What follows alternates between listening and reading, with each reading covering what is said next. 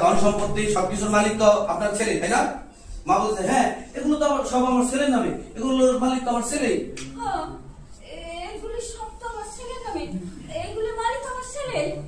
Police, আপনাদের company bank থেকে 500 কোটি টাকা লোন নিয়েছিল, এখন সেই লোন পরিশোধ করতে পারছে না। আর লোন নেওয়ার মেয়াদ সময় চুক্তি ছিল হচ্ছে লোন পরিশোধ করতে না পারলে তাহলে মালিককে গ্রেফতার করা হবে।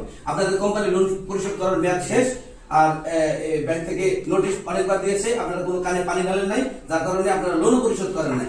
এখন আইনি ভাবে আপনাদের গ্রেফতারে অর্ডার এসেছে, আপনারা আমাদের সাথে থানায় চলুন। রুবেল বলতেছে কিন্তু অফিসার হ্যাঁ আমি মানছি এই কোম্পানি সম্পত্তি সবকিছুর মালিক আমি, কিন্তু বর্তমানে তো এগুলো আমার ছিল না, এগুলো তো ছিল আমার শ্বশুরের বউয়ের সম্পত্তি, সবকিছুর মালিক তো ছিল আমার বউ, আমি তো বউয়ের টাকায় কোটিপতি। পুলিশ, ও আচ্ছা তাই বুঝছি, আপনি তাহলে বউয়ের টাকায় কোটিপতি, ভালোই তো, ভালোই জামানা আসছে, এখানে বউয়ের টাকায় কোটিপতি হয়ে গেছেন, ফুটানি দেখাতেছেন। তবে দেখুন কোম্পানির মালিক যেহেতু আপনি কে ছিল আগে সেটা আমার দেখার বিষয় না, এখন বর্তমানে যেহেতু আপনি মালিক সেহেতু পুলিশ। হ্যাঁ অ্যাকশন। অফিসার, আপনি মনে কোথাও ভুল হইতেছে, আমার পোলা ঠিক এইগুলি মালিক, কিন্তু আমার পোলা কোনো দোষ করে নাই, আমার পোলা কোনো লোন টোন নেয় নাই, আমি ঠিক কইতেছি। পুলিশ, আপনি আপনি আমার পোলা নিয়েন না, আমার পোলা চাইনা দেন।